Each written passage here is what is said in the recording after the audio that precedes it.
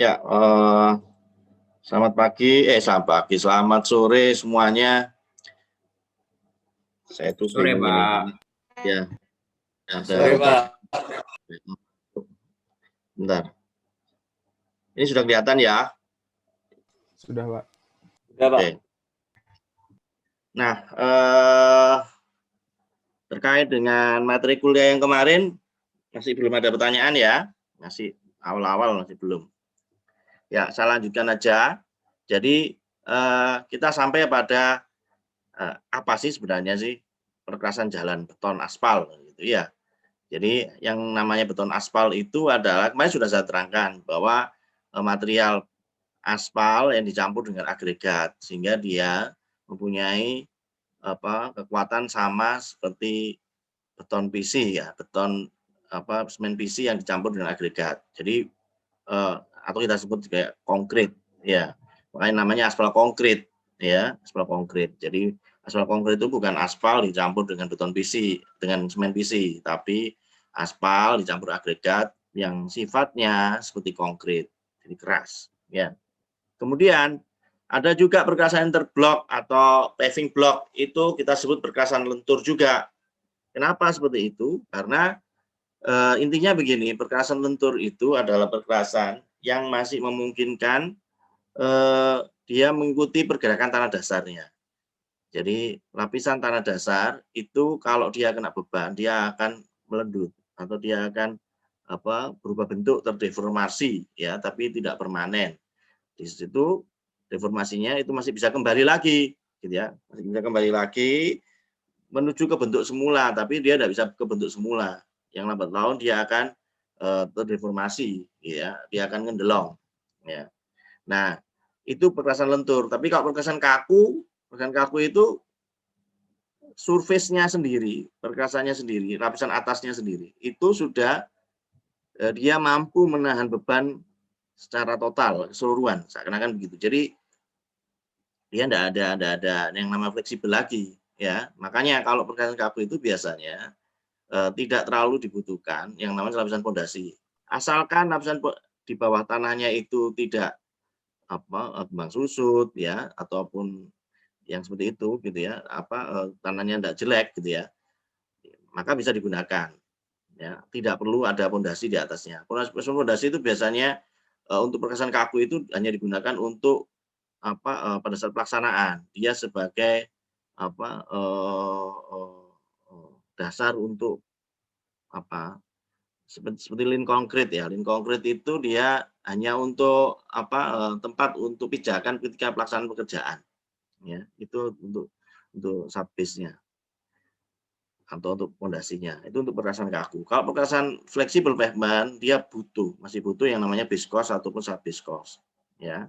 Nah, ini perkerasan lentur secara umum terdiri dari lapisan permukaan, kita sebut surface course, ada lapisan pondasi atas, lapisan pondasi bawah. Jadi lapisan pondasinya itu ada dua, atas kita sebut sebagai base course, bawah sebagai subbase course. Di bawahnya itu ada namanya lapisan tanah dasar, ya tanah dasarnya itu kita sebut sebagai subgrade. Nah ini contohnya, model-modelnya ada surface, kemudian ada aspal base, ya, dan juga subgrade yang sudah diperbaiki. Ini adalah full depth aspal pavement. Jadi kalau total ini adalah terkait dengan aspal semua, maka sampai lapisan pondasinya sendiri itu ada aspal base, ya. Kemudian di atasnya ada aspal surface.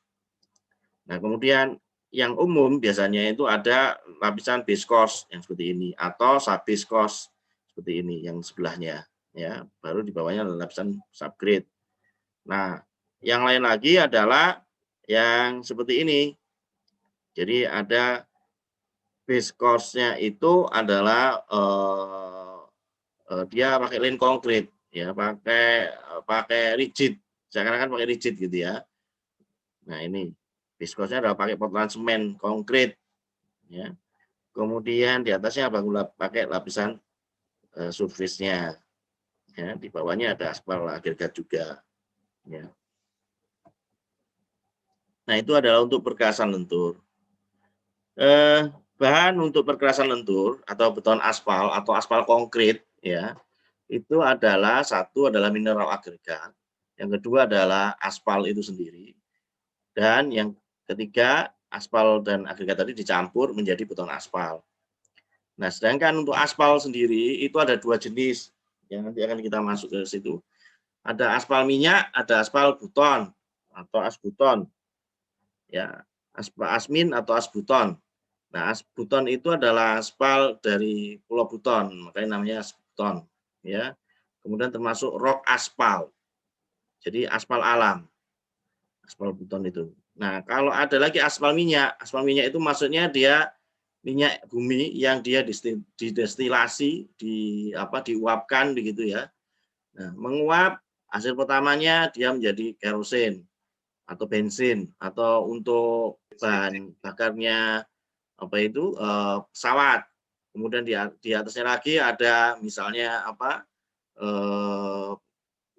kalau sekarang itu ada Pertamax ya, Pertamax subuh dan seterusnya ya dengan kandungan yang tadi karbonnya. Nah, di bawahnya lagi ada solar, di bawahnya lagi ada minyak tanah. Yang paling bawah itu adalah aspal.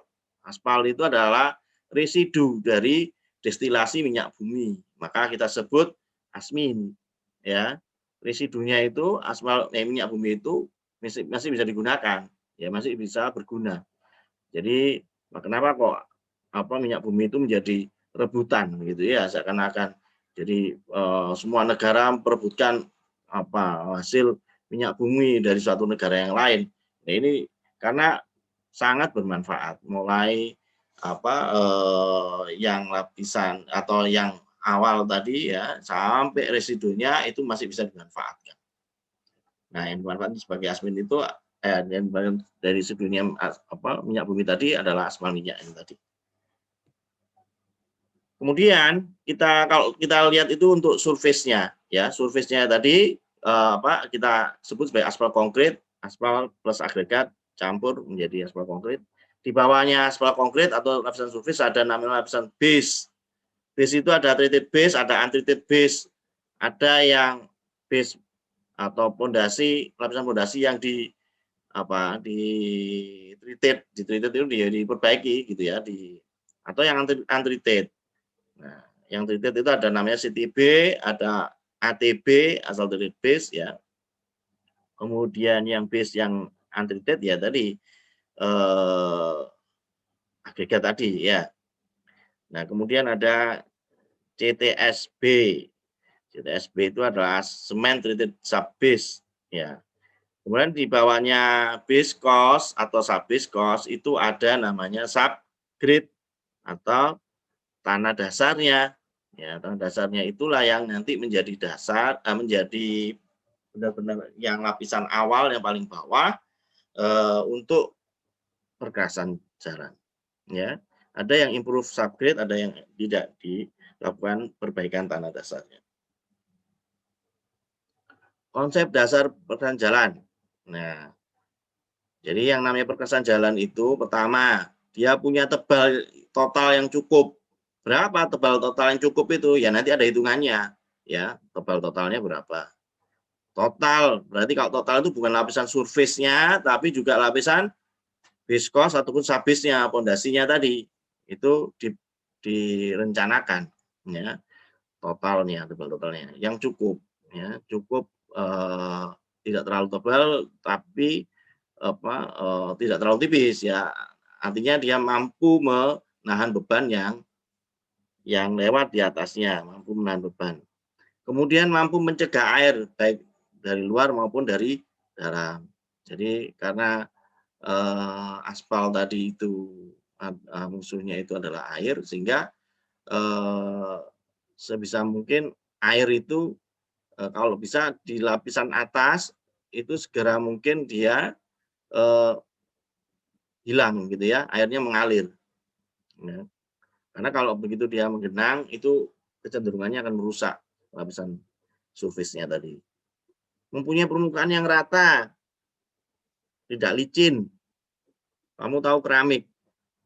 Keramik itu rata ya, Tapi kalau untuk bahan perkasan jalan dia nggak cocok, ya. Keramik kamu pasang di kampung gitu ya, di ininya, di jalan, ya membreseti itu. Ya nggak bisa, ya. Jadi dia punya kekesatan, nilai kesehatan tertentu, nilai kekasaran tertentu, sehingga ban roda kendaraan itu ketika lewat di atas permukaan jalan itu masih bisa menapak dengan baik, tidak terjadi apa tadi tergelincir, ya. Terus tahan terhadap cuaca, lalu lintas, dan seterusnya.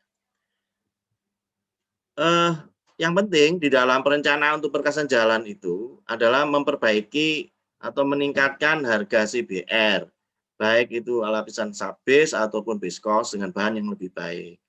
Jadi karena lapisan surface itu dia tidak bisa terlalu tebal, ya. Kalau terlalu tebal nanti mahal, ya.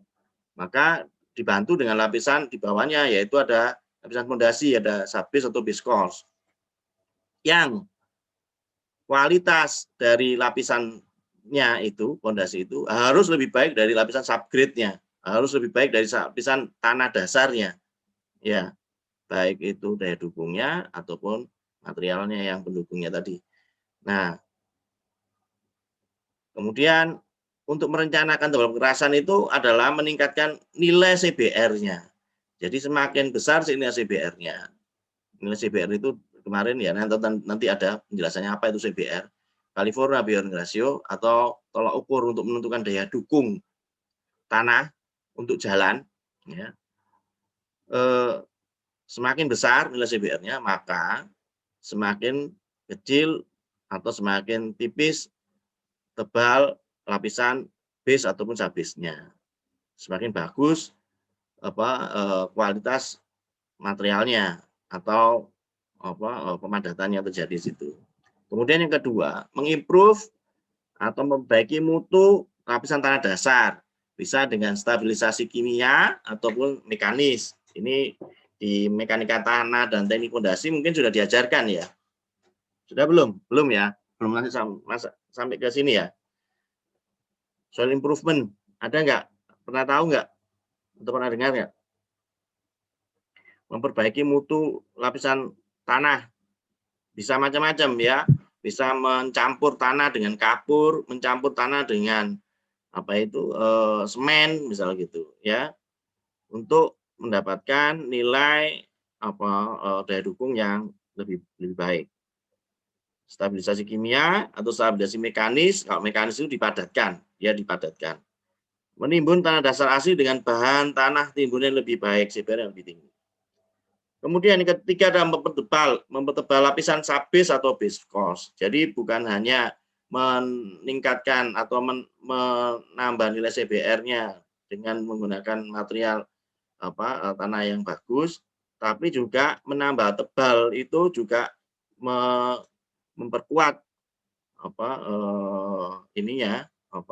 kekuatan dari perkerasan untuk bisa menahan beban.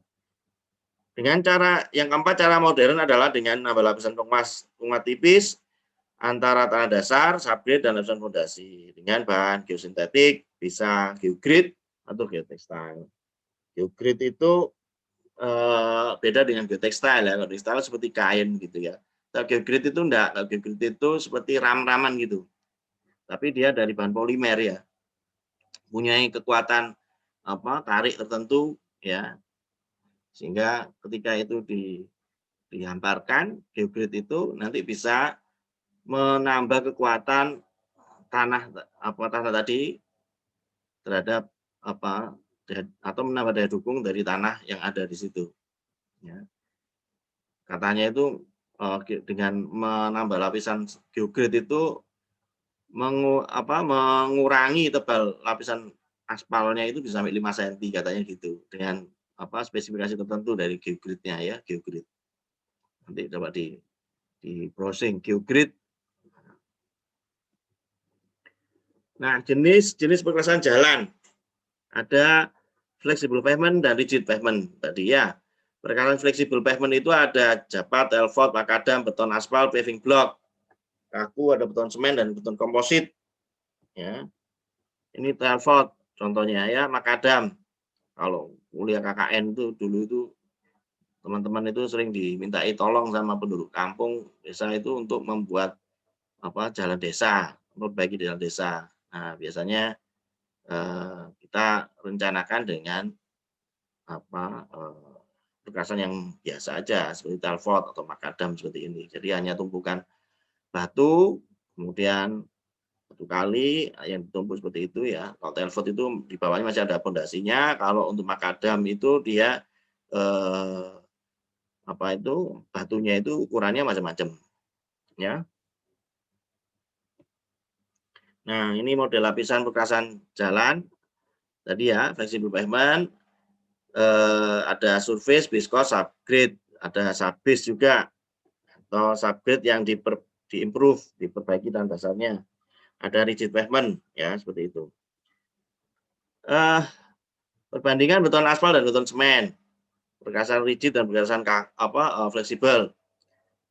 Perkasan beton aspal bila dilebani melentur, bebannya hilang, maka lenturan kembali ya, kembali ke jadi dia kalau melentur kalau rigid nggak bisa melentur ya, tapi kalau fleksibel masih bisa melentur, masih bisa ngendelong tadi ya, atau dia ada deformasi sedikit, tapi dia masih bisa kembali ke bentuk semula, mendekati bentuk semula.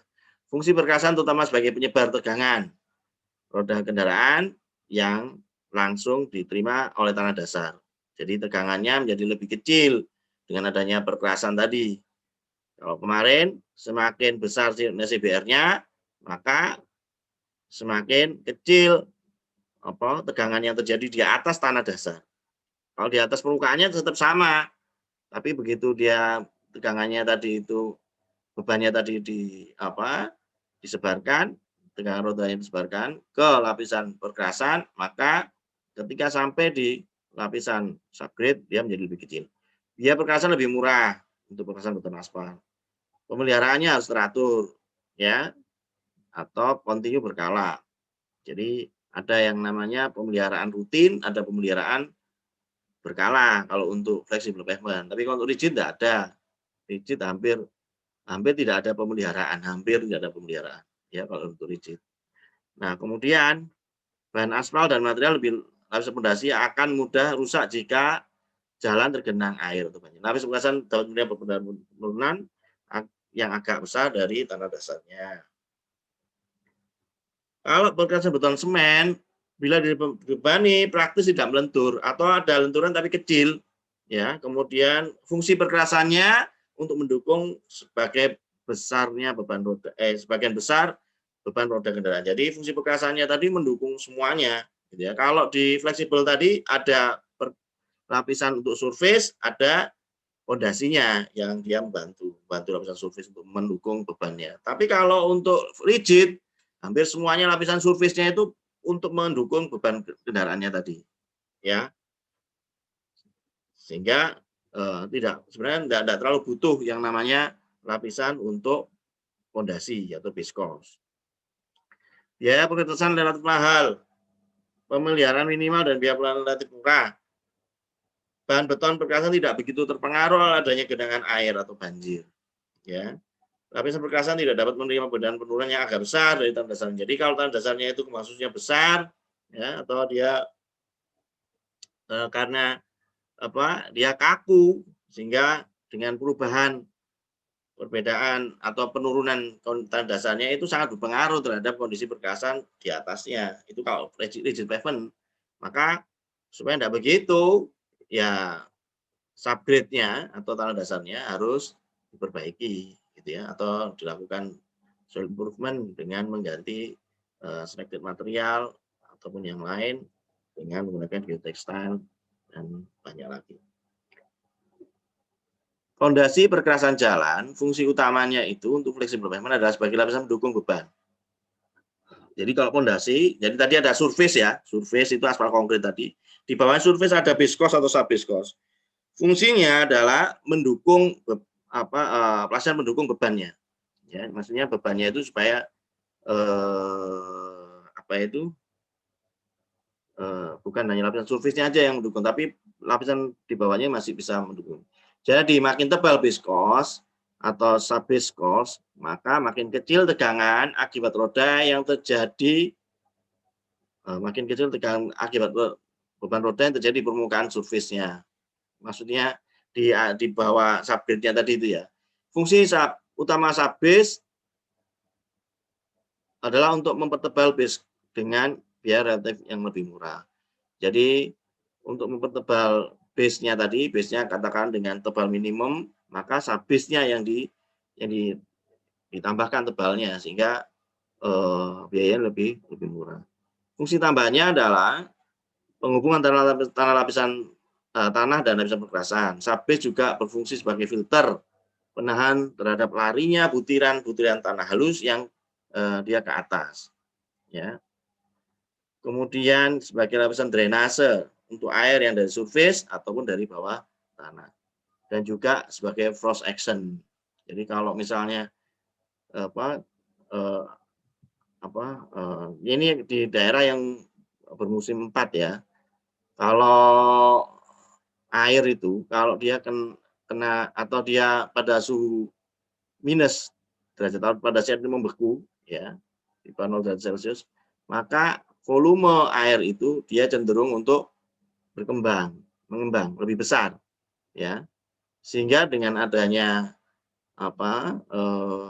air yang tadi itu membeku tadi dengan volume yang membesar tadi, ini kan menyebabkan pergerakan tanahnya tadi ya. Kalau tidak diantisipasi dengan baik, maka atau tidak ada lapisan base course atau sub-base-nya, maka lapisan surface-nya itu bisa retak, bisa jembul ke atas, karena terdorong oleh air yang membeku tadi di bawah permukaan jalan. Nah, lapisan base course atau sub-base itu menghindari terjadinya frost action tadi atau mengurangi dampak dari frost action tadi. Di lapisan rigid pavement, maka fungsi pondasi atau base course tadi mencegah terjadinya pumping. Pumping itu kalau ada air ya, kemudian air itu di bawah permukaan jalan itu kena beban, maka tegangan yang terjadi di atas permukaan jalan tadi itu akan mendorong lapisan di bawahnya tadi. Nah, kalau di situ ada air, airnya itu akan terjadi efek pumping. Dia menekan ke segala arah, bahkan menekan ke atas. Kalau di situ ada retak, maka material yang ada di atasnya, ya yang di bawahnya tadi itu ikut lari ke atas. Ya, pumping tadi. Proteksi perlindungan terhadap frost action tadi ya. Kemudian sebagai lapisan drainase, mencegah terjadinya perubahan volume pada subgrade, memberikan kenaikan kekuatan struktural terhadap pergerakan secara keseluruhan. Rantai kerja untuk pengecoran plat beton. Itu untuk fungsinya lapisan base atau sub-base course ya pada rigid pavement. Lapisan tanah dasar tadi, pondasi ada. Kalau pondasi itu ada pondasi dari beban tetap dan beban sementara. Kalau jalan itu termasuk pondasi yang beban sementara ya. Dia bukan pondasi untuk beban tetap. Sehingga kalau di jalan itu tidak cocok kalau di situ menggunakan parameter settlement, konsolidasi. Ya. Daya dukungnya itu yang paling cocok adalah dengan tes CBR. Ya, daya dukungnya tadi. Ya. Atau di situ ada triaksial, direksional. Tapi yang penting adalah tes CBR-nya. Itu untuk beban sementara di jalan. Subgrade ini tadi ada surface, bawahnya adalah lapisan fondasi, yang terakhir adalah lapisan subgrade atau lapisan tanah dasar. Ada lapisan tanah dasar di bawah perkerasan. Jadi yang namanya perkerasan tadi itu adalah total tebal lapisan yang ada di atas tanah dasar. Yang fungsinya adalah mendukung atau adanya beban di atas itu tidak sampai merusak atau berpengaruh besar terhadap lapisan subgrade-nya atau lapisan tanah dasarnya. Itu fungsinya perkerasan. Maka subgrade itu adalah lapisan tanah dasar di bawah perkerasan. Satu-satu fungsi subgrade itu adalah mendukung perkerasan tadi, ya. Untuk jalan raya, subgrade dapat berupa tanah asli yang dipadatkan, tanah uruk yang dipadatkan juga, kemudian terdapat peninggian, kemudian perkerasannya juga harus terletak pada suatu jarak ketinggian di daerah sekitarnya. Biasanya material tanah uruk ini lebih baik dari tanah aslinya. Jadi tanah dasarnya subgrade tadi itu bisa berupa tanah uruk, bisa berupa tanah asli yang dipadatkan. Ya, Pak, kalau misalnya tanah aslinya itu bekasnya rawa, misalnya gitu. Nah, bekasnya rawa ya nggak bisa, harus diambil lapisan topsoilnya, kemudian atau rawa atau tanah, misalnya gitu ya. Rawa atau sawah atau tambak, misalnya gitu ya. Nah, itu diambil lapisan topsoilnya, kemudian dikasih misalnya lapisan tanah selektif material dipadatkan, dikasih geotekstil, dikasih lapisan tanah uruk lagi sampai kedalaman tertentu, ya, baru di atasnya dikasih lapisan viskos, sabis, dan surface, gitu, ya. Tanah-tanah subgrade yang menjadi lebih kokoh dibandingkan dengan tanah aslinya akibat pemadatan atau disebut dengan tanah uruk dengan material disebut dengan improved subgrade.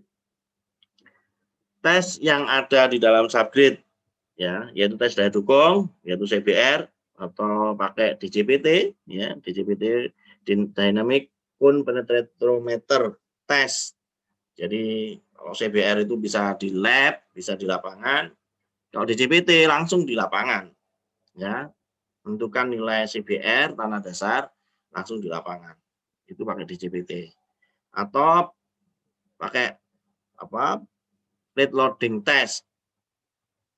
Jadi pakai ini kalau untuk rigid pavement, ya, pakai plate loading test. Kemudian reaksial dan lain-lain. Kemudian yang kedua adalah tes kepadatan. Jadi menggunakan sand cone method atau water ball method atau ultrasound method. Ini yang terkait dengan pemadatan, tes kepadatan sand cone sudah diajarkan, ya, di mata kuliah kalau sand cone ini mekanika tanah dan fondasi, kalau misalnya yang ada praktikumnya itu apa? Mata kuliah apa? Kalau tanah itu? Mektan, Pak. Ya, Mektan. Kamu ambil sekarang, ya? Iya, Pak.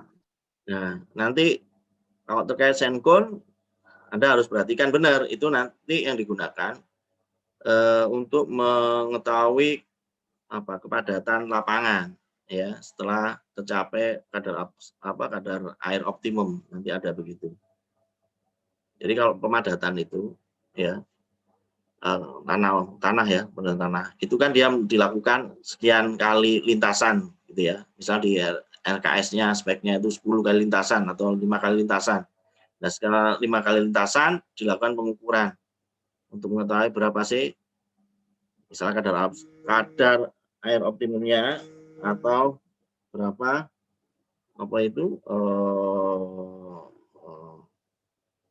sebentar, ya. Halo sih, Pak, aku kuliah, Pak Mus. Ya, yang kok yang tak anu, ya. Saya aku kuliah soalnya. Halo.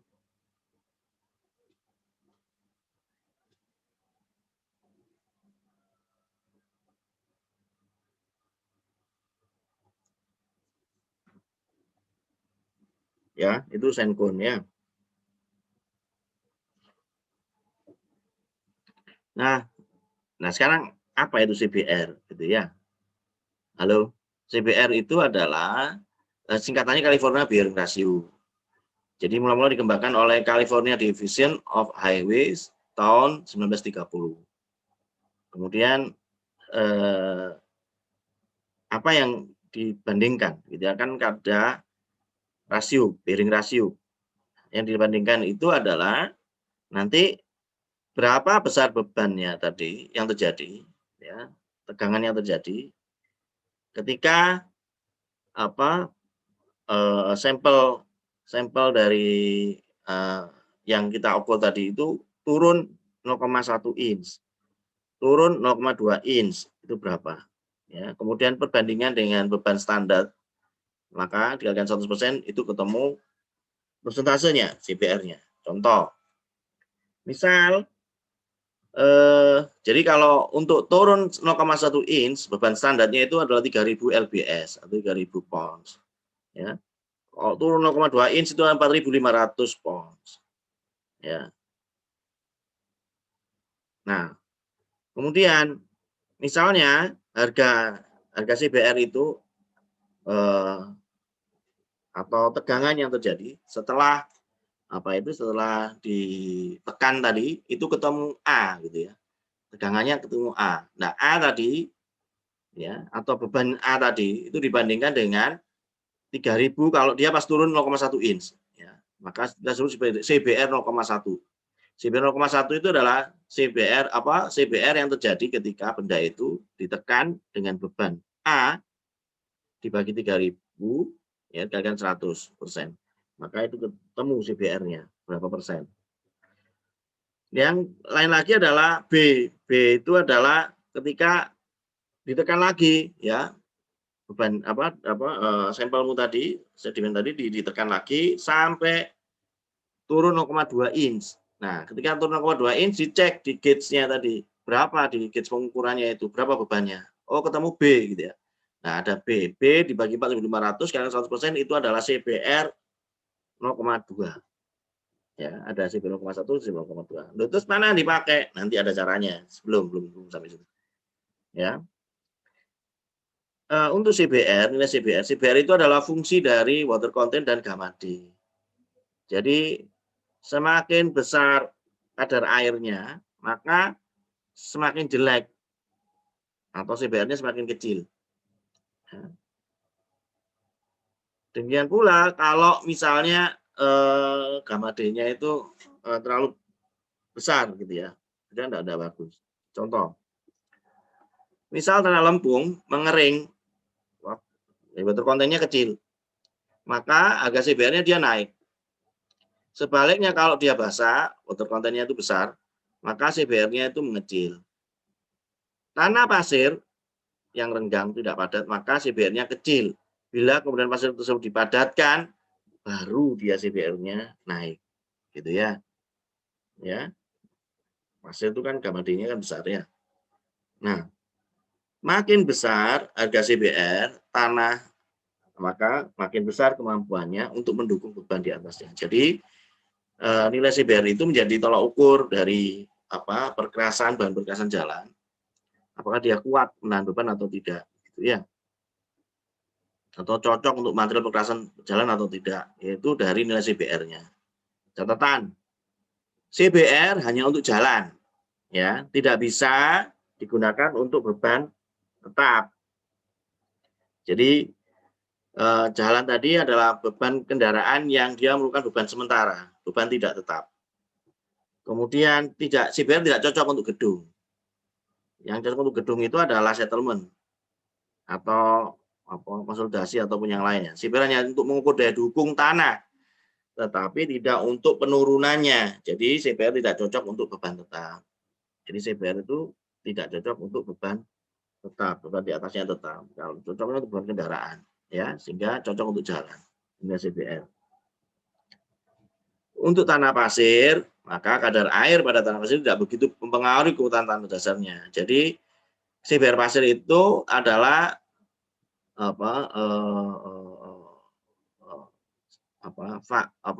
fungsi dari gamma D.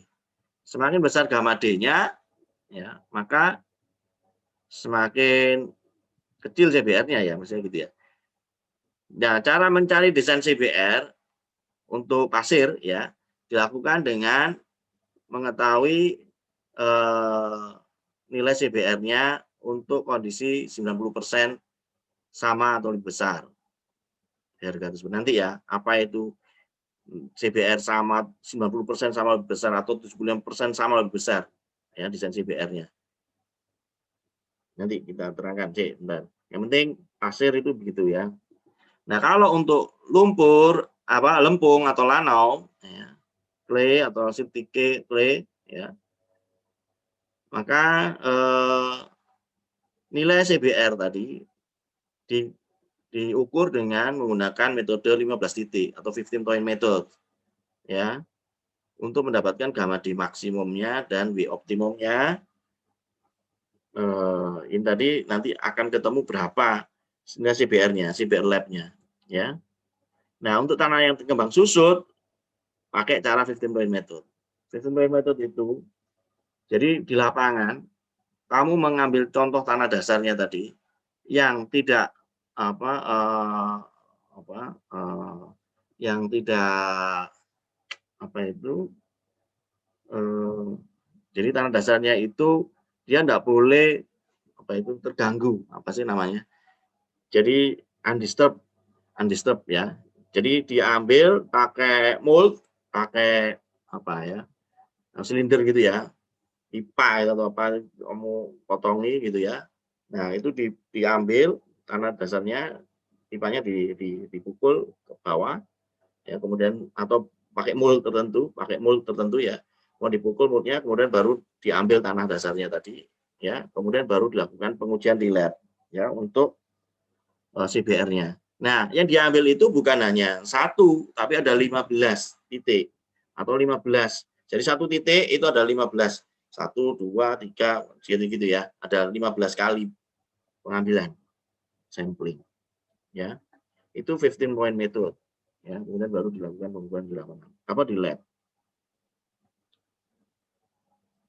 Nah, ini nih. 15 poin tadi, kenapa kok 15? Karena 5 contoh tanah tadi nanti ditumbuk ya, 50. Jadi pertama tadi ya digunakan mold dengan diameter 6 inch, tingginya 7 inch ya. Kemudian contoh tanahnya dipadatkan dalam mold dengan tumbukan 55 kali perlapisan. Total ada 5 lapisan. Jadi di total 275 kali. Itu untuk 5 contohnya ya. Ada 5 contoh lagi 25 kali perlapisan. Kemudian 5 contoh lagi 12 kali perlapisnya. Ya, jadi berapa ini? 5 kali 55, 5 kali 25, 5 kali 12 ya. Totalnya berapa kali tumbukan ya. Jedok gitu ya. Nah, kemudian berat palunya adalah 4,5 kilogram, tinggi jatuhnya 45 cm. Jadi kalau pakai alatnya di lab itu ada jedok gitu ya. Nah, itu tingginya tinggi untuk jatuhnya tadi 45 cm, beratnya 4,54 kg. Nah, di socket di CBR-nya tadi contohnya tadi direndam 2 hari untuk tanah pasir, 3 hari untuk tanah lanau, 4 hari untuk tanah lempung. Jadi tergantung jenis tanahnya. Maka untuk mendapatkan kira-kira nilai CBR sesuai dengan kondisi di lapangan, maka tanah tadi harus direndam. Ya, direndam 2 hari untuk pasir, 3 hari gitu ya. Yang tadi dengan moldnya tadi itu direndam dulu. Nah, kemudian tadi dipadatkan ya pelapisnya tadi. Contohnya tadi.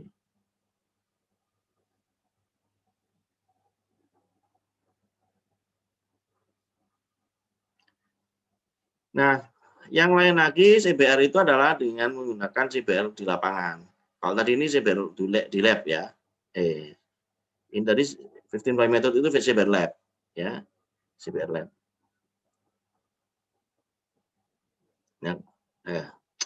Yang lain lagi adalah dengan menggunakan CBR di lapangan, langsung pada tanah sabit di lapangan. Alat CBR diletakkan di bawah trap dan langsung diteskan di lapangan. Cara ini merupakan cara yang paling umum dan paling digemari di Indonesia karena cepat dan praktis.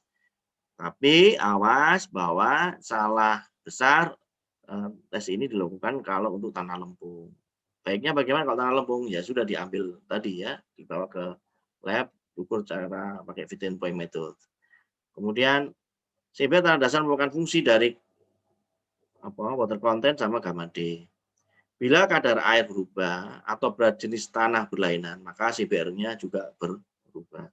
Jadi CBR tanah sabit di musim hujan akan sangat berlainan dengan musim kemarau pada saat dia kering.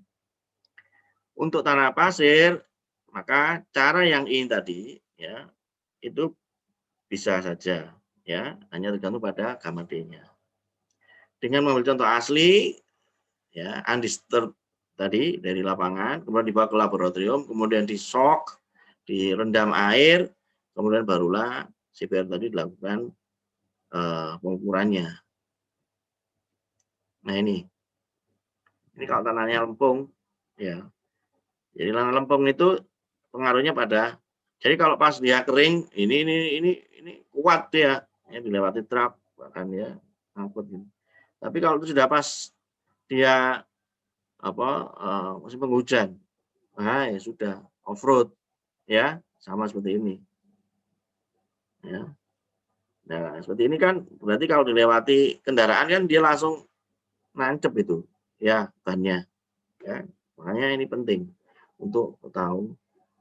Demikian untuk pasir. Pasir itu kan juga padat toh, ya. Tapi dia tidak cukup water content-nya.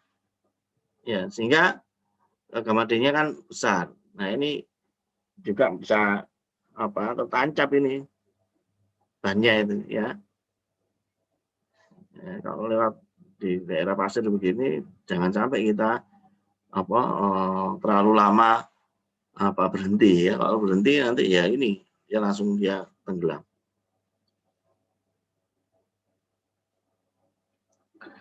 Harga CBR dari tanah di lapangan. Ini tadi ya. Jadi pakai mold tadi ya, kemudian ini dimasukkan moldnya, kemudian ini dipotong, diambil tanah dasarnya tadi pada kondisi undisturbed.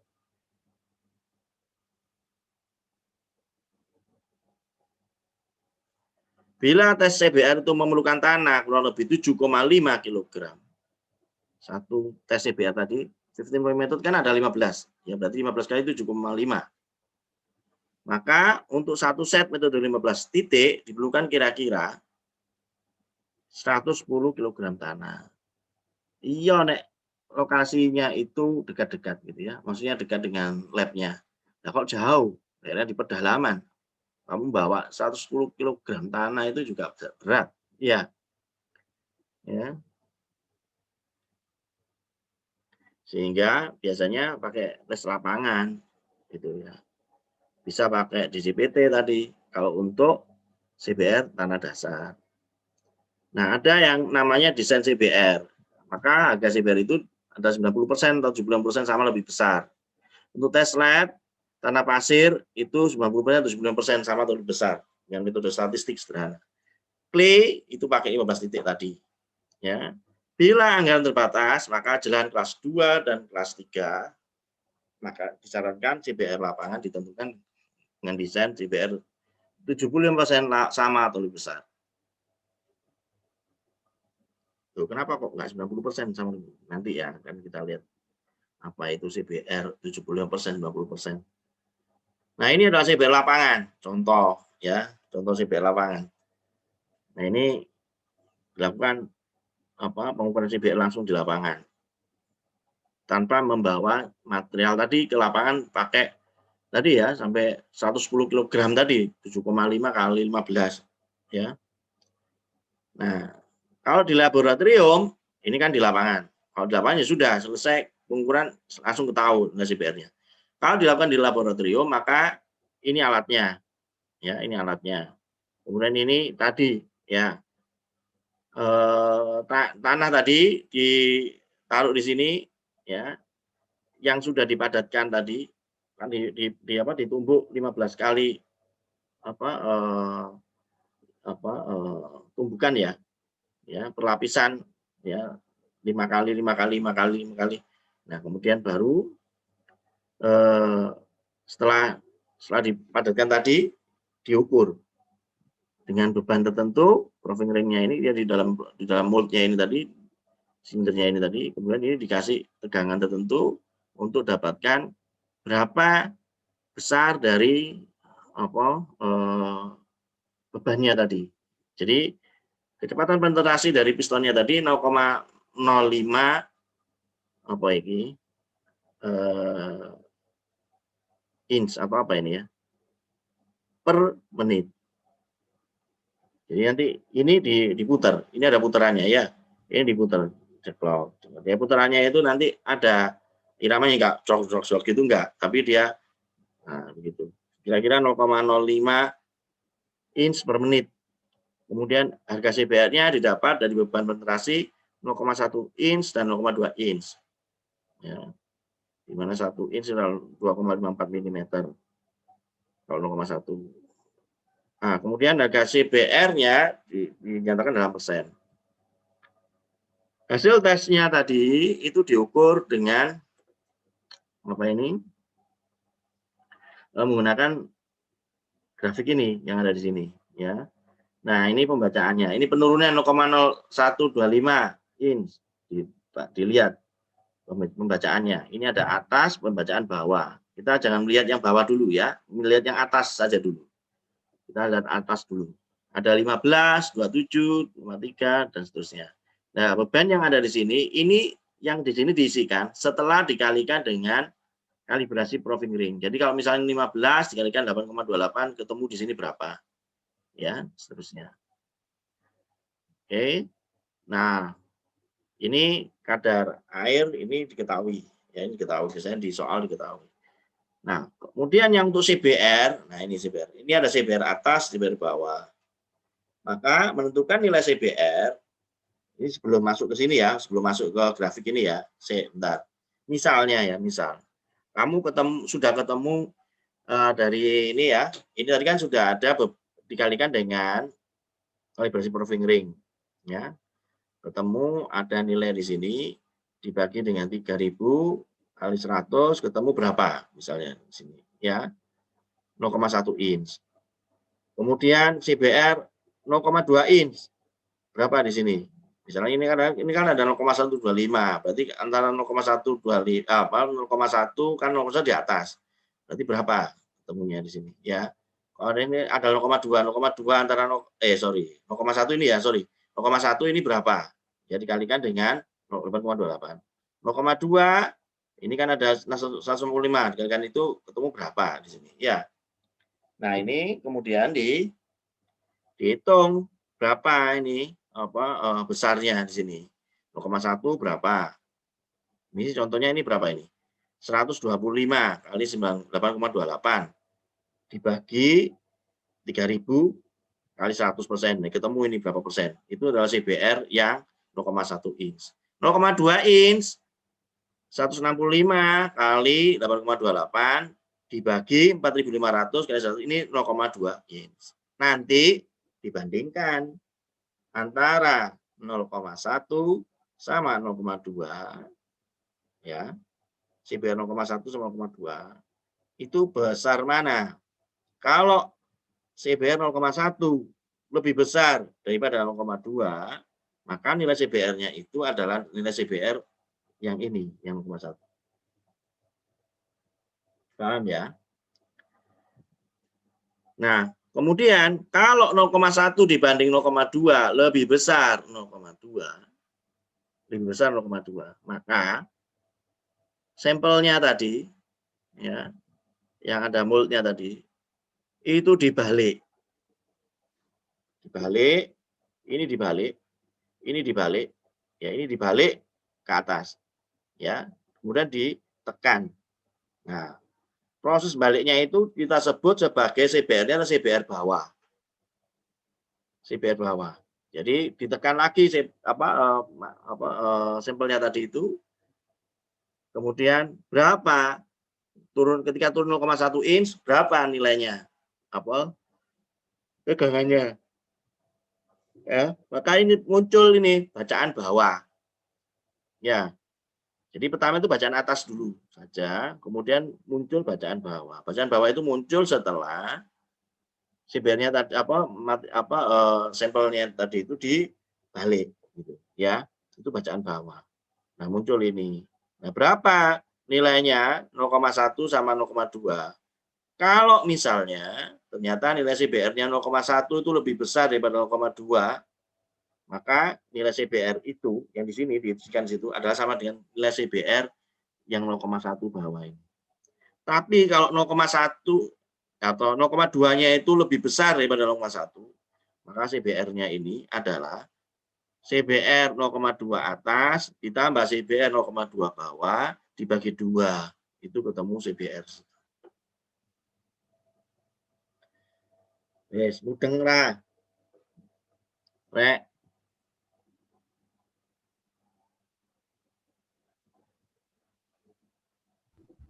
Nanti kalau bingung, Anda bisa lihat di YouTube.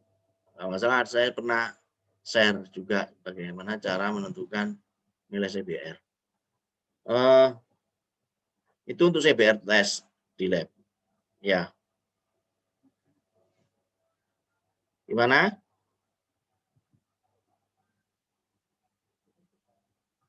Berna, ngerti nggak Berna?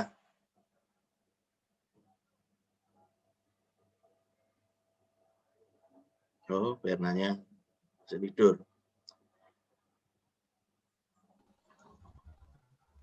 Ada pertanyaan? Halo? Kamu dengar nggak, Rek? Itu tadi. Dengar, Pak. Dengar, Pak. Dengar, Pak. Iya, dengar, Pak. Oke, ya Pak, silakan mau tanya tanya. siapa? Ya. Tadi tuh gimana Pak yang masalah 0,1 0,2 yang lebih besar nanti yang lebih kecil yang diambil tuh gimana Pak? Itu. Ya, saya itu nggak bisa, susah ya. Saya tuh maunya nulis di sini gitu. Tapi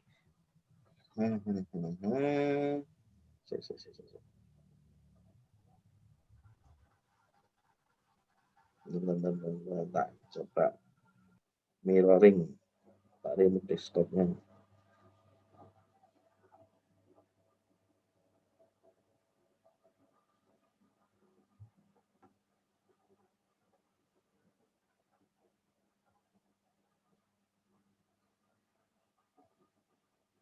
Nah, ini bisa mirroring apik bisa sebentar.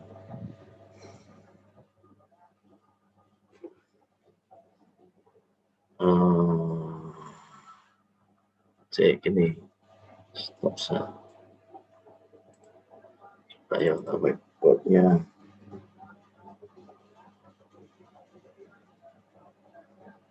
Nah, kisah nggak ya?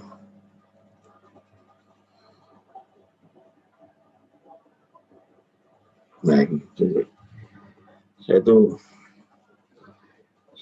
susah kalau pakai mouse, saya susah, tapi pakai ini juga tambah susah berdua ya. Saya bingung. Jadi gini, CB ada deh. Sangat. Sebentar ya. Saya tak pakai itu aja nanti. Gini.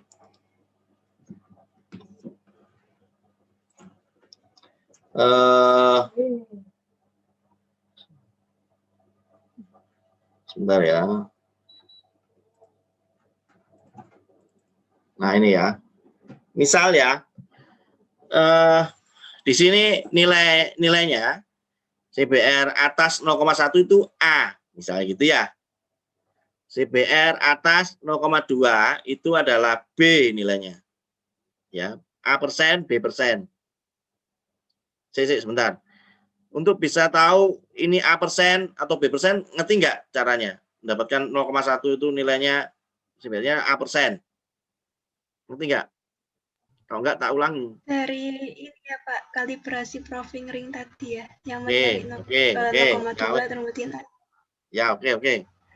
Nah, jadi gini, kalau untuk kalibrasi proving ring ini 8,28 itu diketahui ya. Artinya laboran atau lab yang ada itu harus melakukan kalibrasi yang periodik gitu ya.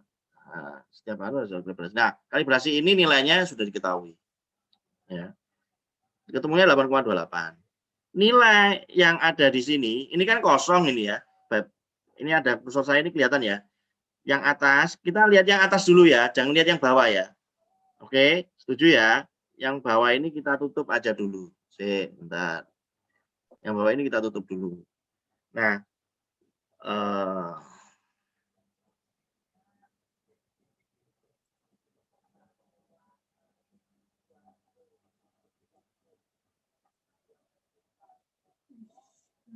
Ya. Nilai yang atas ini, ya yang atas, oke, itu pembacaan yang ada ini itu adalah hasil pembacaan gate yang ada tadi, yang di atas tadi. Bentar. Mana?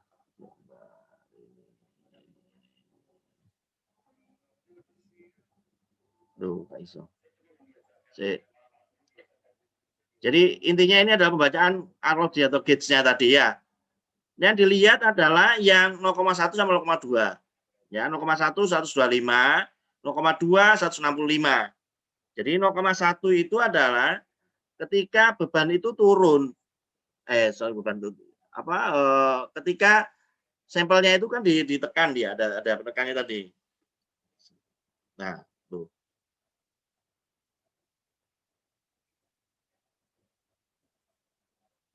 Ya, ini ya. Kelihatan nggak ini? Halo. Kelihatan, Pak. Lihat, Pak. Ini kalau dia dikasih beban, ini bebannya P ini ya. Ditekan dia ke bawah, maka contoh tanah yang ada ini, sampel tanah tadi itu, dia turun. Ya.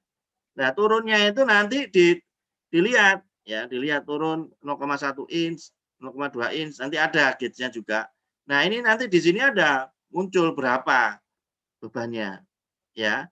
Terus kemudian turunnya bagaimana caranya? Ini ada diputar ini, ditekan. Menekan ke atas, red gitu ya. Oke. Nah, ketika dia turun 0,1 inch dibaca. Pembacaan 125. Nah, 125 ini belum dikalibrasi dengan proving ring. Dikalikan 8,28. 125 dikali 8,28. Ketemu di sini. Ya, ini adalah yang di sini itu adalah bacaan sudah dikalikan dengan kalibrasi proving ring. Kemudian 0,2 165 kali 8,8. Oke. Bisa ya? Baru ketemu yang di sini, di atasnya ini.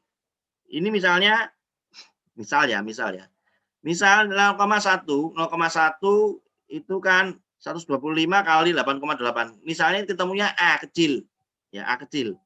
Maka A kecil dibagi 3.000 kalikan 100 ketemu A besar persen. Paham ya? 0,1 ini CB 0,1 untuk bacaan atas bisa ya?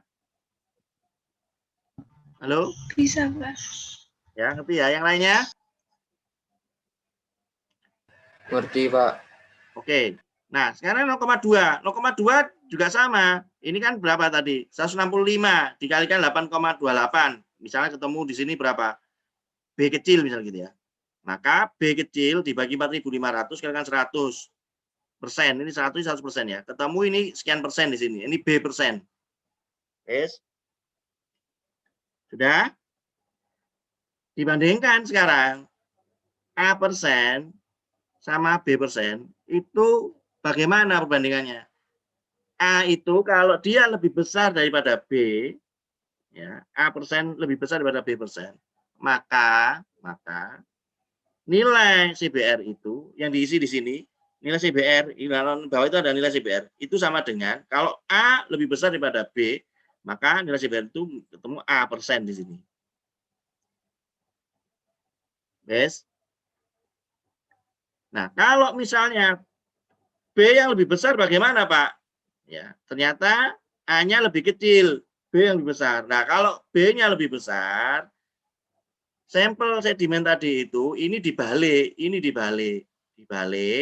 ya, dibalik, kemudian ditekan lagi. Ya. Nah, ketemu di sini yang bacaan bawah. Ini bacaan bawah itu ketika sudah dibalik gitu. Paham ya? Nah, sama dengan cara yang sama dilihat. Ya, 0,1 berapa? 18. 18 kali 8,28 ketemu di situ bacaan bawah setelah dikalibrasi. Kemudian yang 0,2 92 kali 8,8 ini juga setelah dikalibrasi. Nah, kemudian misalnya nilainya ini 0,1 kita sebut sebagai X kecil. Ya, X kecil dibagi 3.000 ketemu X besar persen. Kemudian di sini ada Y kecil dan Y besar persen. 0,2 bacaan bawah. Nah, sekarang dilihat bagaimana nilai yang bacaan bawah tadi antara 0,1 sama 0,2, antara yang X besar dibandingkan dengan Y besar. Kalau X besar lebih besar, ya, bacaan 0,1 lebih besar, maka nilai CBR itu adalah sama dengan X di situ. Ya. Nilai CBR-nya adalah X. Nah, kalau misalnya ternyata Y itu lebih besar daripada X, maka nilai CBR itu adalah B ditambah Y dibagi 2. Itu adalah nilai CBR-nya.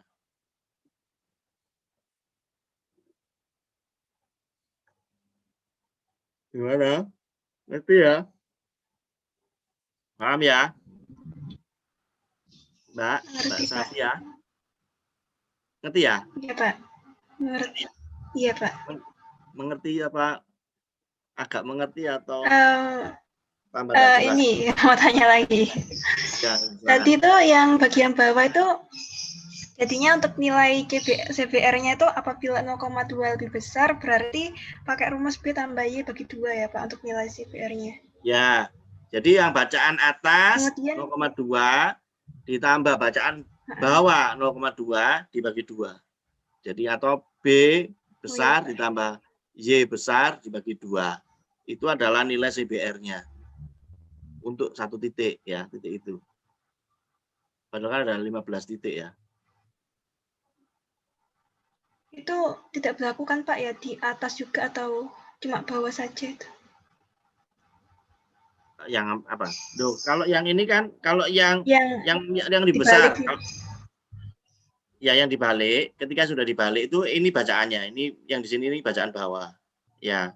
Nah, nilainya itu tadi kalau bacaan bawah tadi 0,1 18 kalikan 8,8 ketemu X kecil ya, X kecil dibagi 3000 kali 100% ketemu X besar. X besar itu adalah CBR yang 0,1 bawah. CBR yang 0,2 bawah itu adalah Y kecil dibagi 4400 kalikan 100 ketemu Y besar. Nah, dilihat dibandingkan. Kalau yang X ini lebih besar daripada Y, maka nilainya adalah X di sini. Tapi kalau misalnya Y lebih besar daripada X, maka B ditambah Y dibagi 2. Ketemu nilai CBR-nya. Gitu. Ya. Baik, Pak. Terima kasih. Nah, sekarang penentuan yang ini untuk hasilnya ini. Nah,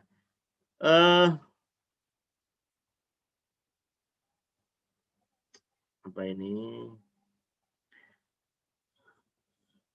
Ini yang bacaan atas, yang merah ini bacaan atas. Yang di ini itu adalah bacaan sebentar, ini bacaan bawah atau atas ya?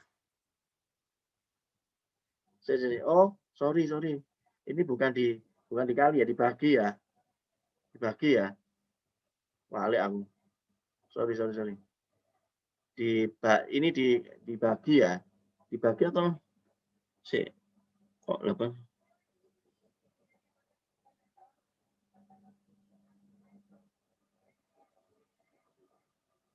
Dikali ya, sorry ya. Ini 113 kalian 8,8 ketemu ya ini ya. Kemudian 8 ini kan dikali ya, benar dikali. Sorry benar dikali. Nah, yang ini ya, sebentar. Yang ini itu yang atas ini adalah untuk bacaan. Ya, yang ini yang untuk bacaan yang bawah, yang atas ini untuk bacaan atas, ya. Jadi di sini ada penurunan. Grafik ini itu adalah X-nya itu yang ini, penurunannya ini. Kemudian apa ini? Yang di sini itu adalah bebannya. Bebannya ini yang ini, ya. Jadi ada dua grafik. Jadi ini penurunannya X ini, ya. Kemudian yang di sini adalah untuk yang bebannya tadi. Gitu. Nah, jangan lupa untuk mengkoreksi grafik CBR ini bila menunjukkan kurvanya ada kondisi setting error. Setting error itu gini. Nah, seperti ini ada setting errornya. Ya, kalau setting error itu ini misalnya ya. Misal ini adalah bacaan yang pertama. Ya, kondisinya itu adalah seperti ini. Kalau atau bacaan atas. Misalnya ya, ini jangan dilihat yang merah ya.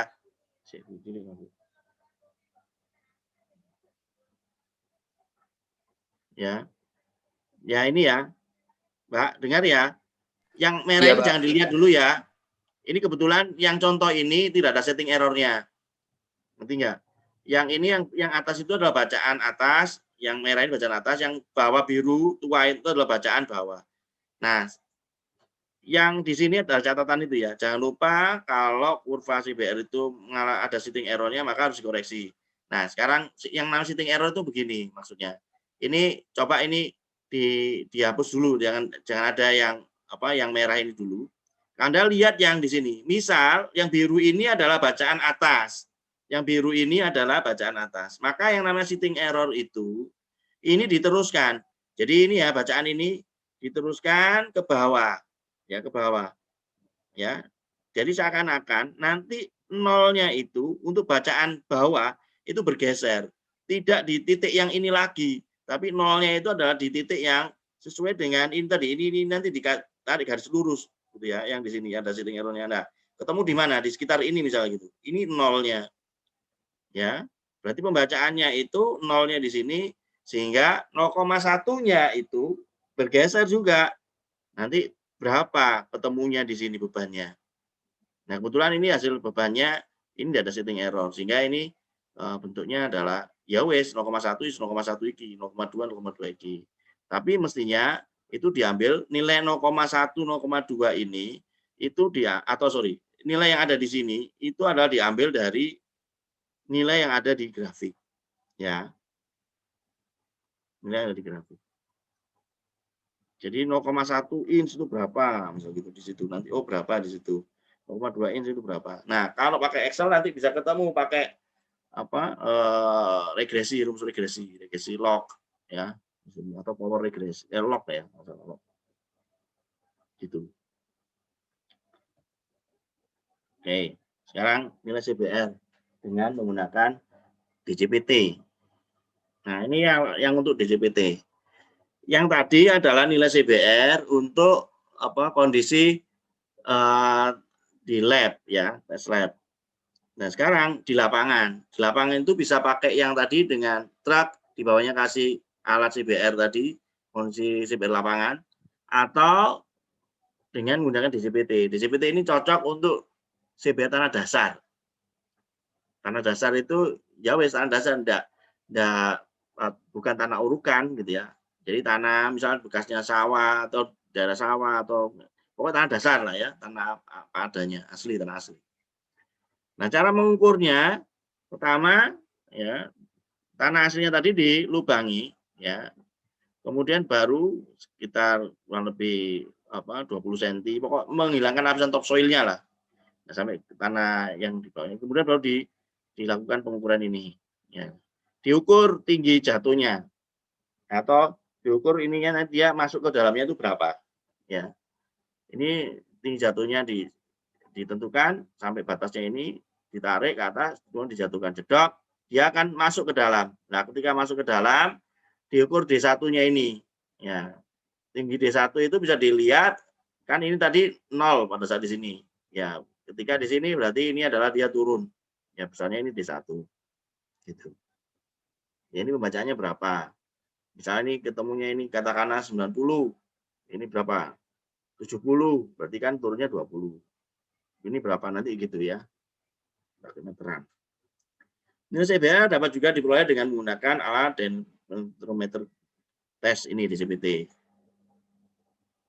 Data kekuatan tanah sampai kedalaman 90 cm di bawah permukaan tanah dasarnya, ya, hanya 90 cm. Nah, kemudian dari hasilnya tadi itu kemudian dicocokkan dengan grafik yang ada ini. Nanti tanahmu itu cenderungnya dia CBR-nya berapa? Ya, apakah 1%, 2%, 3%? Tergantung dari garis yang terbentuk nanti. Nah, ini garisnya ini. Kalau ini garisnya ini, garis ini, ya, ini kalau dicocokkan dengan yang ada di sini, itu kurang lebih ini kan 10 nih ya. Dia di antara ini 12. Jadi 12%. Jadi CBR-nya ini yang di sini 12%. Tapi ya tadi dengan cara yang bina marga ini, cara bina marga ya. Cara bina marga ini nanti satu lapisan perkerasan tadi atau satu lapisan subde tadi, tanda dasarnya tadi 90 cm tadi, itu ada 2 atau 3 nilai CBR. Ada CBR 12%, di bawahnya 40%, di bawahnya 6%. Nah, mana yang dipakai? Nah, ini agak susah. Ya. Paling seperti ini. Harus dikumulatifkan. Nah, biasanya kita pakai caranya Pak Indra Surya. Nanti ada cara tertentu untuk mendapatkan nilai CBR ya dengan data DJPT.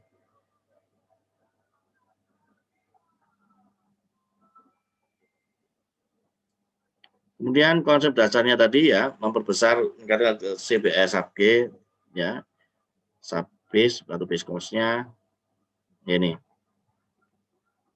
Kalau lapisan perkerasan itu hanya di situ tidak ada perkerasannya, dia hanya tanah uruk gitu. Kemudian di sini ada lapisan subgrade-nya sampai 25%, maka kemungkinan kalau dia lewat beban ini dia akan langsung ambles. Nah, ini menjadi lebih bagus kalau CBR-nya dinaikkan sudah 50% misalnya gitu. Atau jadi 100%, misalnya di sini ada lapisan surface-nya tadi ya. Nah, ini menjadi lebih kuat. Atau juga tanah dasarnya yang diperbaiki ya, 5%, 15% dan 30%. Di atasnya sama 15 ya. Atau tingginya atau tebalnya.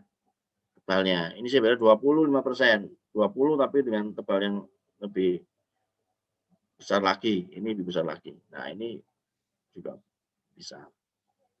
Nah, oke, sampai sini ada pertanyaan.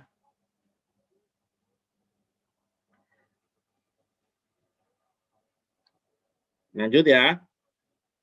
Lanjut, Pak. Lanjut. Oke, CBR segmen. CBR itu ada pengukurannya tadi ya. Yang kita tentukan tadi kalau untuk yang lab ataupun DJPT tadi itu adalah CBR titik ya. Maka pengukuran CBR itu dari satu ruas jalan, misalnya kita mau bangun jalan itu sekian 10 kilo misalnya gitu ya. Maka dilakukan pengukuran atau tes CBR. Dan tes CBR itu kalau menggunakan data DJPT itu bisa per 25 meteran, bisa per 20 meteran ya.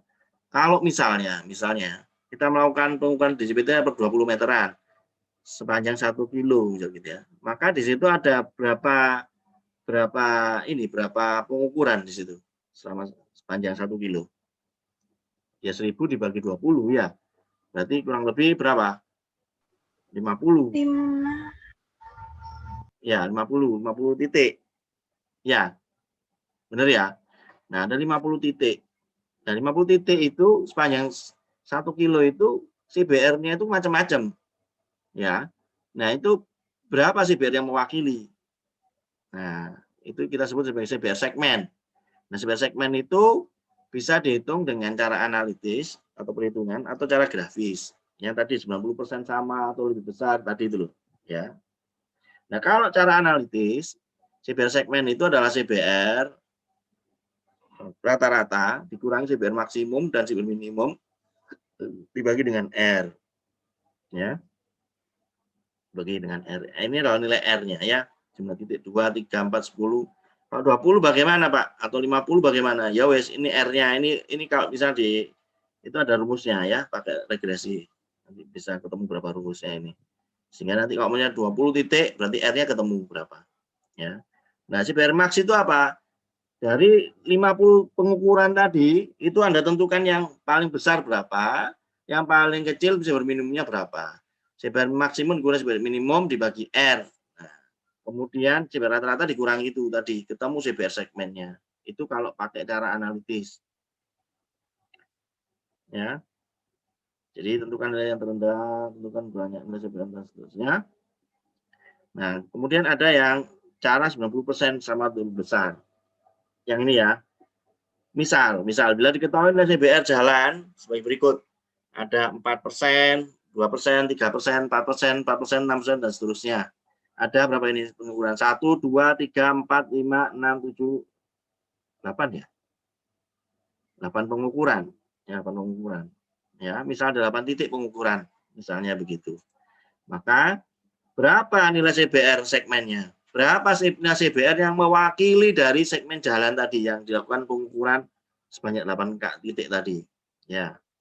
Nah, caranya adalah dengan ini. Pertama, diurutkan dulu dari yang terbesar, dari yang terkecil sampai terbesar. Ada 2, 3, 4, 4 kan banyak toh, ya. 4, 4, 4, 6, 8. Ya. Sekarang dilihat nilai CBR 2% itu yang jumlahnya sama dengan 2% atau lebih besar dari 2%, ada berapa? Ada berapa? Di sini ada 8. 8. Ya, 8 titik. Benar ya? Kemudian nilai CBR yang sama dengan 3 atau lebih besar. Ada berapa di situ? Ada 7 titik. Ya ini kan.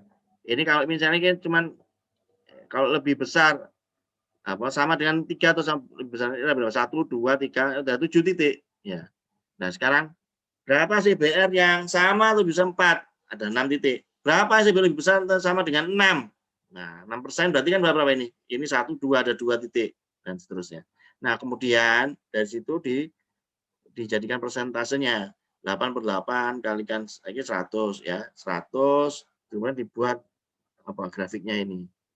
Nah, yang namanya CBR 90% sama atau lebih besar itu, ini 90%, 90% berapa di bawahnya di situ? Ketemu CBR-nya ada 2,9. Nah, jadi CBR yang mewakili di segmen itu adalah 2,9%.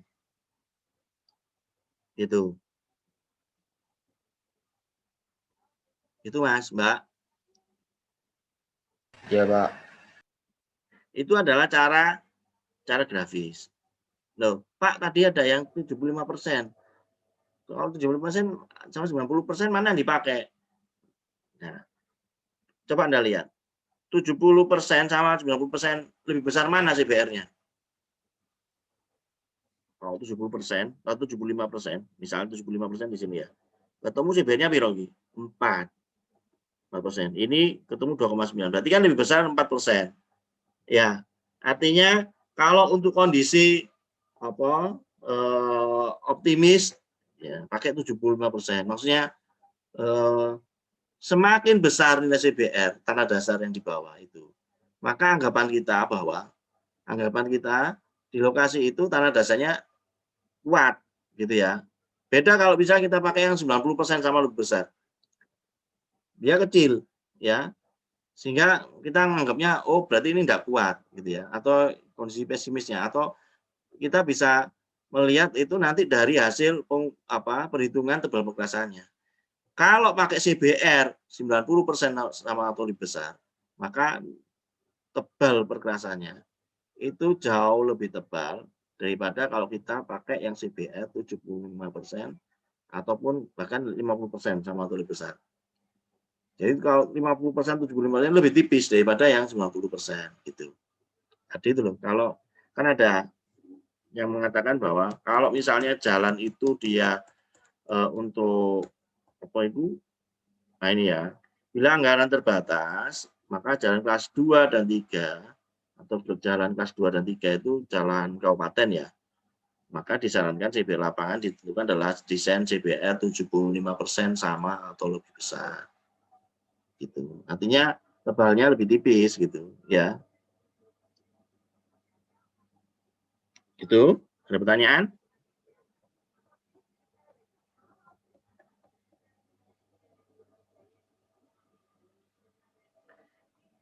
Yang di sini itu CBR ya, nilai CBR persentase, nilai CBR. Kalau yang di sini itu nilai kejadiannya gitu ya. 90% sama. Ini bukan nilai CBR-nya di sini. Paham ya? Yang CBR itu yang di bawahnya.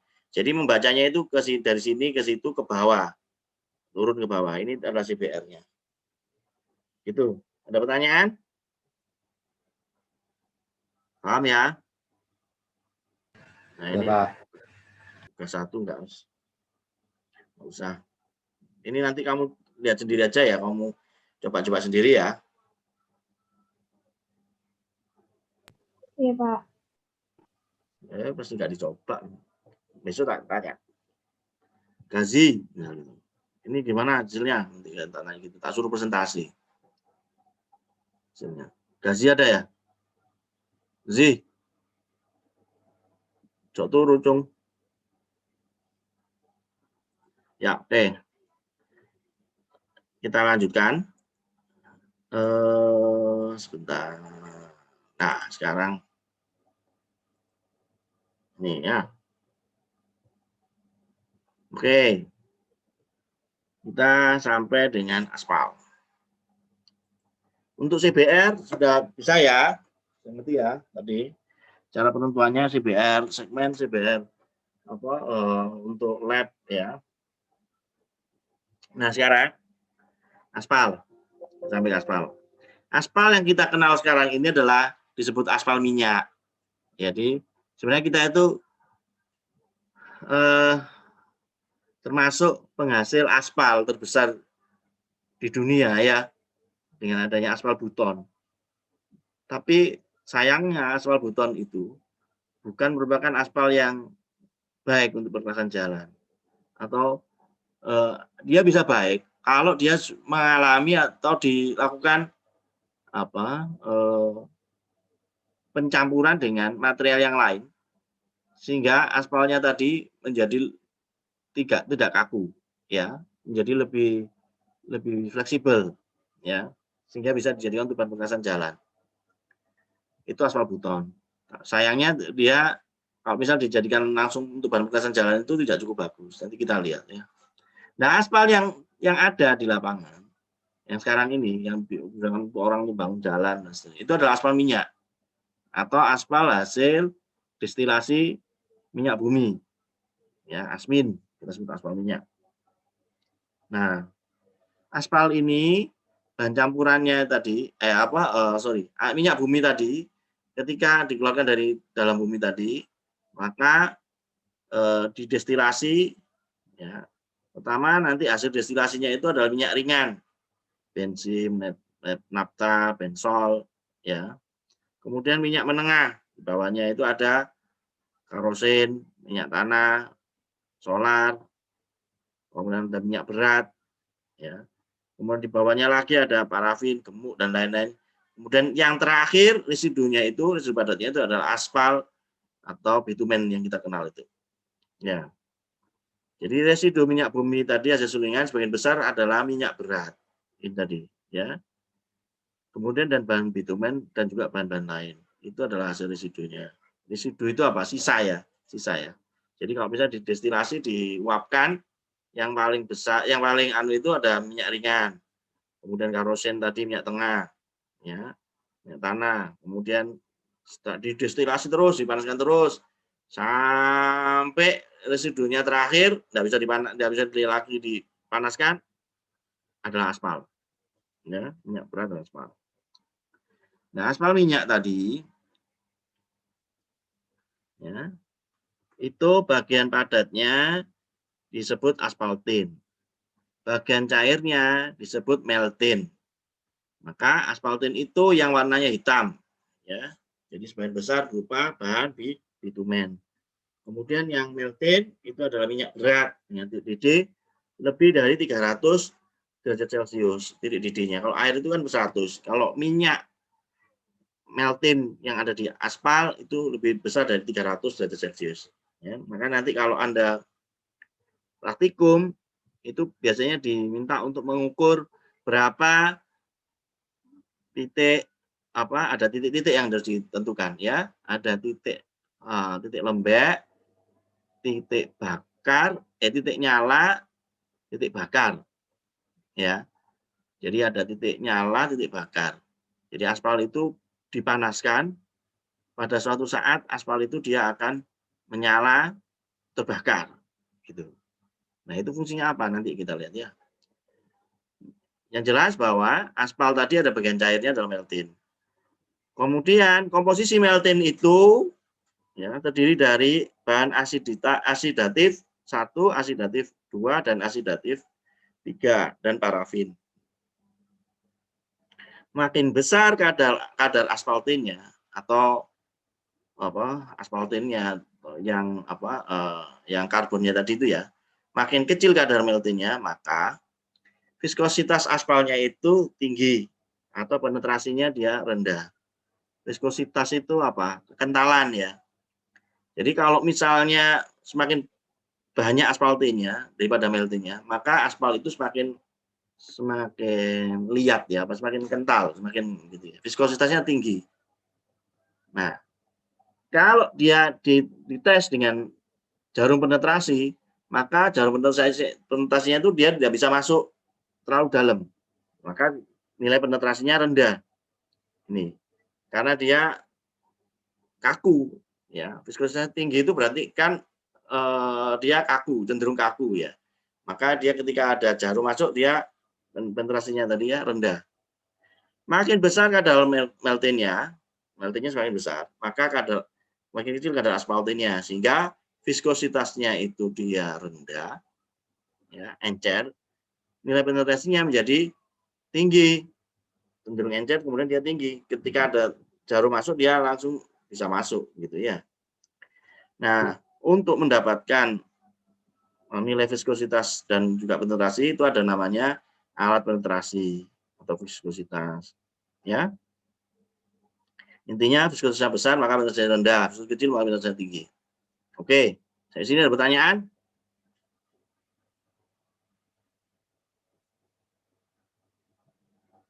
Tidak ada ya? Nggak ada, Nah, Pak. oke. Apa yang menyebabkan kira-kira perubahan viskositas di dalam aspal minyak? Jadi kalau misalnya aspal tadi dengan agregat itu dicampur, dihamparkan di lapangan, maka viskositasnya itu akan berubah. Viskositasnya itu kan berubah. Nah, berubah itu menjadi apa? Disebut sebagai proses aspal aging atau proses aging. Ya, proses aging di dalam aspal itu terjadi karena apa? Pertama, penguapan dari bahan meltingnya, penguapan dari minyaknya tadi. Biarpun titik didihnya itu dia lebih dari 300 derajat Celcius, tapi kalau sudah bertahun-tahun, ya yang namanya melting tadi dia akan menguap, ya pelan-pelan dia menguap. Nah, karena kadar meltingnya berkurang, maka viskositasnya akan bertambah, dia semakin getas, semakin kaku, ya. Nah, perubahan viskositas aspal minyak karena penguapan tadi, melting ini, kecil artinya bagi perubahan viskositas secara total. Ya, penguapan yang tergantung dari temperatur udara rata-rata. Faktor ini diperkirakan berkontribusi sekitar 25% dari proses aging aspal. Jadi penguapan dari bahan melting. Kemudian reaksi kimia dalam aspal minyak ini yang paling utama menyebabkan perubahan. Jadi ada reaksi kimia dalam aspal minyaknya tadi. Ketika tadi ya ketemu dengan oksigen dari matahari, kemudian ada air hujan tambah udara dan ultraviolet, ya maka ini lambat laun menjadi yang meltingnya tadi itu menjadi aspaltin, ya. Jadi kadar aspaltin meningkat dengan waktu dan kadar meltingnya berkurang. Faktor ini diperkirakan berkontribusi dengan 70% dari proses aging aspal, begitu, ya. Ini yang terjadi. Jadi proses penuaannya tadi pertama adalah penguapan dari bahan meltingnya, kemudian reaksi kimia dari aspal minyak itu sendiri yang menyebabkan aspal minyak tadi itu menjadi melting semuanya. Kemudian yang ketiga adalah hardening atau pengerasan. Pengerasan dari molekul-molekul penyusun bahan pada aspaltin dan melting, hal ini tidak terlalu berarti dalam merubah viskositas dari bahan aspal minyak. Faktor ini diperkirakan berkontribusi sekitar 5% dari aspal agingnya. Ya. Jadi kalau misalnya 5 tahun ini penetrasinya 24 gitu ya, 24 mm ya, 24 mm. Misalnya ada jarum dia masuk itu nilainya 24. Maka bertambahnya waktu setelah 1 tahun gitu ya, 5 tahun, 6 tahun ini menjadi 20 begitu. Ya. Demikian pula untuk yang daktilitasnya. Jadi semakin daktil, semakin rapuh gitu ya aspalnya itu karena ada proses pelapukan aspal minyak tadi. Nah, ini adalah gambarannya ya. Aspal penetrasi 80. Jadi aspal itu ada macam-macam ya. Aspal itu ada macam-macam. Ada aspal penetrasi 50 60, ada 78 60 70 40 50, ada penetrasi 80 100 ya. Ya 60 70, maka kadar aspal penetrasi 60 70 itu adalah aspal T-nya dia kalau misalnya awal itu seperti ini. Ya, kemudian setelah 5 tahun maka aspal T-nya menjadi lebih banyak ya. Nah, kalau yang aspal penetrasi 80, aspal T-nya lebih kecil, lebih sedikit. Ya. Penetrasi 80, 50, 60 itu apa sih? Jadi kalau misalnya nanti ya kamu melakukan tes penetrasi namanya. Ada tes penetrasi itu aspal diletakkan di dalam satu cawan begitu. Kemudian aspal dalam cawan tadi ditekan dengan jarum, ya, ada jarumnya gitu ya. Dengan kecepatan tertentu, maka atau dengan ya dipanaskan kemudian dia nanti akan menekan ke lapisan aspalnya tadi. Maka pada satu saat nanti dilihat dia turunnya berapa. Ya. Kalau di situ membacanya di situ ada 8 mili, maka dia masuk dalam aspal penetrasi 80, aspal 80. Tapi kalau dia masuknya 60 mili, maka dia masuk sebagai aspal 60 70. Atau begini. Kalau misalnya dia masuk penetrasinya itu nanti dilihat ada ini ada gauge-nya ada berapa dia masuknya gitu ya. Ternyata dia masuknya itu 79. Nah, 79 itu masuk 60 70 atau 80 100. Kalau 79 maka dia masuk sebagai 60 70. Jadi batasannya itu aspal 60 70 itu adalah 60 sampai 79. 80 sampai 110 ya. Kemudian kalau yang 40 50 sampai 59 gitu. Paham ya? Jadi kalau misalnya ditanya, aspal itu penetrasinya ternyata ketemu di situ 79, maka dia masuk aspal berapa? Penetrasinya berapa? Aspal penetrasi 60. Ya, 60 70. Ya. Tapi kalau misalnya ketemunya dia penetrasinya itu 81 misal gitu. Ya masuk di 80 100. Ya. Atau ketemunya ternyata 59. Ya bukan masuk seperti 60 70 tapi masuk 40 50. Ya. Semakin besar penetrasinya, maka aspal itu semakin lembek atau semakin kaku. Tanyanya begitu saya tanya. Semakin besar penetrasinya, misalnya aspal penetrasi 80 sama 60, itu lebih kaku mana menurut kamu? Mbak, Mas. 60. Lebih kaku 60. Ya. Jadi kalau yang 80 itu dia lebih lembek. Lebih lembek. Ya, penetrasi 80 itu lebih lembek. Artinya jarum itu bisa tembus dia ke lapisan aspal itu sampai 8 mili gitu ya, 8 mili. Gitu ya. Paham ya? Perubahan penetrasi viskositas dan duktilitas ini menyebabkan bahan asminya itu lebih keras dan lebih rapuh, mudah pecah bila terkena benturan atau geser. Berkurangnya daya elastis dari aspal minyak ini mudah retak karena perubahan bentuk. Kalau pada perkasan jalan, hal ini menyebabkan terjadinya retak, lepas, dan lubang. Mudah sekali terjadi bila penetrasinya turun lebih dari 20 penetrasinya tadi. Misalnya awalnya 80 menjadi 60 atau 60 menjadi 40 penetrasinya. Nah, itu cepat rusak ya aspalnya tadi. Lapisan perasannya tadi. Perubahan penetrasi viskositas ini menyebabkan tadi ya. Tadi sudah ya, bahan asminnya lebih keras, berkurangnya daya elastisitasnya asmin, kemudian juga perkasannya menjadi rusak. Nah, ini kira-kira gambarannya. Ya. Jadi ini apa aspalnya tadi kalau dia dengan kadar aspal yang rendah, ini aspal dengan aspal tinggi, maka daya elastisnya lebih tinggi ya karena ada pegasnya banyak gitu ya atau lebih besar sehingga lebih kuat itu terhadap crack ya. Nah, kemudian ini adalah jenis aspalnya bitumen. Saya sampai jam berapa ini? Belum ya? Sebentar. Jenis aspal bitumennya berdasarkan aspal dapat pembentukannya ada aspal alam, rock aspal, ada lake aspal, ada aspal minyak. Baca sendiri aja ya. Ya wes, Lara gitu. Ada pertanyaan? Loh, saya ya ternyata ya.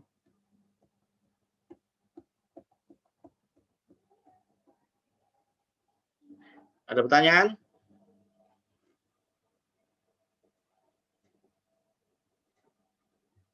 Tidak ada ya.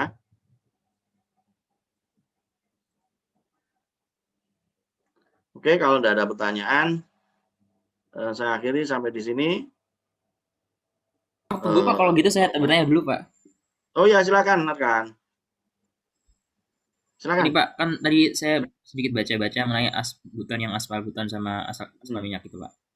Itu ada kayak syarat kondisi penggunaan khusus gitu Pak. Misal pada kondisi lingkungan A ini harus pakai aspal buton gitu Pak. Atau memang bebas tergantung kebutuhan dan budget gitu Pak. Ya, aspal buton. Ya, ini saya belum menerangkan ya, karena ini waktunya mungkin teman-teman lagi nanti saya terangkan aspal buton itu apa. Jadi aspal buton itu dia tidak bisa berdiri sendiri. Jadi gini, aspal buton itu atau rock aspal yang dia apa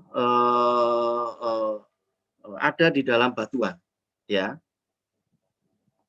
Jadi kalau di lapangan, ya wes di dalam bongkahan batuan itu dia hitam-hitam gitu ya batunya.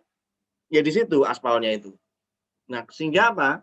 Kalau aspal itu kita pakai untuk bahan perluasan jalan, kita tidak bisa langsung.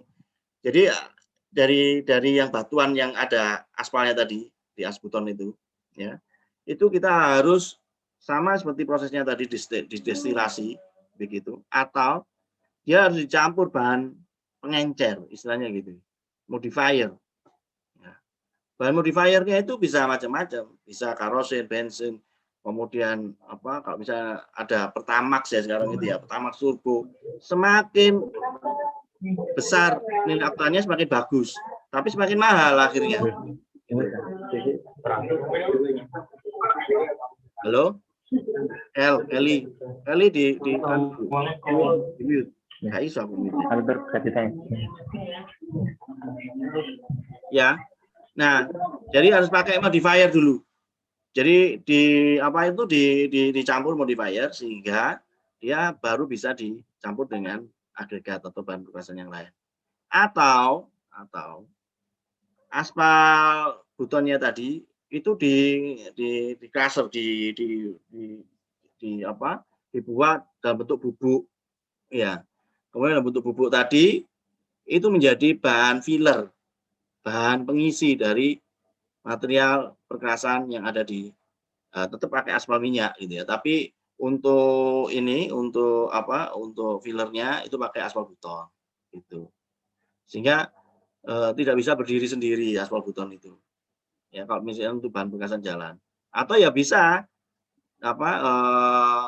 tadi langsung dicampur dengan material yang lain tadi, kemudian langsung dihamparkan juga bisa sebenarnya. Ya, cuman sekali lagi butuh yang namanya bahan yang lain itu menyebabkan dia lebih mahal akhirnya begitu. Kita itu banyak ya produsen aspal buton terbesar di dunia. Rock aspal selain Trinidad tadi ya yang di Brasil. Kita termasuk yang besar. Tapi kalau kita mau manfaatkan bisa jalannya itu, tapi dia bukan untuk jalan dengan kualitas yang tinggi. Ya, kalau dengan untuk parkir, kemudian untuk jalan kota atau itu mungkin masih bisa, gitu ya. Gitu. Jadi penetrasinya itu rendah aspal beton itu. Biasanya itu kita 60-70 itu dia 30 ya. 20 gitu. Jadi saya kaku sekali gitu loh. Dan enggak cocok untuk bahan. Sebenarnya bukan enggak cocok, ya cocok untuk bahan pembebasan jalan tapi harus tadi ditambahi yang lain. Gitu Arkan. Arkan. Halo. Ya, baik, Pak. Dulu itu pernah ada penelitiannya Kak kelas Anda itu juga sama aspal beton ya, terkait aspal beton. Aspal beton itu kemudian dia untuk bisa memisahkan antara aspalnya dengan batuannya itu dia harus pakai modifier. Modifier itu dia coba-coba. Dia pakai tadi ya, kalau sekarang itu ada Pertamax Turbo, ada Pertamax, ada begitu sampai solar gitu, kemudian ada minyak tanah dia campurkan. Dari yang paling terbagus itu ya yang paling ini yang tinggi oktannya tadi. Ya. Nah, berarti kan kalau itu dilakukan, berarti ya mahal sekali gitu ya. Untuk bisa dapatkan aspalnya murni itu agak susah. Nah, yang bisa bagaimana? Yang bisa adalah tadi. Jadi yang rock aspalnya tadi di crusher, kemudian dia dibentuk dalam bentuk bubuk ataupun seperti nah itu nanti dikasih dengan atau dicampurkan dengan bahan yang lain gitu ya. Dengan agregat. Kemudian ada F1, F2-nya tadi, F1, F2, F3 ditambah filler. Nah, fillernya itu adalah aspal beton tadi. Jadi kalau misalnya jalan itu kalau makadam atau tilefloat atau makadam ya. Makadam itu kan dia hampir semua ukuran butiran ada gitu ya. Jadi supaya campuran yang kuat itu adalah campuran yang dia bergradasi baik atau bergradasi dia ada semua di setiap ukuran agregat. Bukan bergradasi yang seragam, enggak. Kalau seragam itu cuma 1 atau 2 gitu. Sehingga dia nanti gap graded.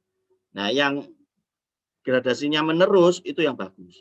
Yang dia bisa ada semua itu bagus. Termasuk di dalamnya ada filler. Filler itu adalah ukuran gradasi yang paling kecil.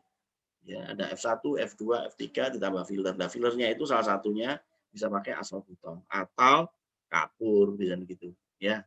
Nah, aspal beton biasanya digunakan untuk itu. Kalau yang sudah membuat aspal beton yang dalam bentuk sak yang siap untuk digunakan ya untuk bahan perkasan jalan. Cuman ya tadi tetap menjadi lebih mahal untuk bisa menjadi campuran yang bagus.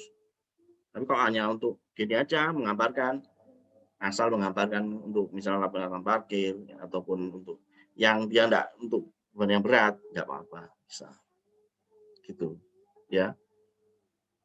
Oke, ada lagi pertanyaan?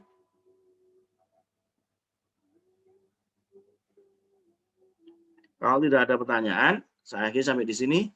Assalamualaikum warahmatullahi wabarakatuh. Waalaikumsalam warahmatullahi Terima kasih banyak, Pak. Terima kasih, Pak. Terima kasih, Pak. Waalaikumsalam. Terima kasih Pak. Mohon maaf Terima kasih, ya teman-teman. Pak dan teman-teman semuanya. Pak.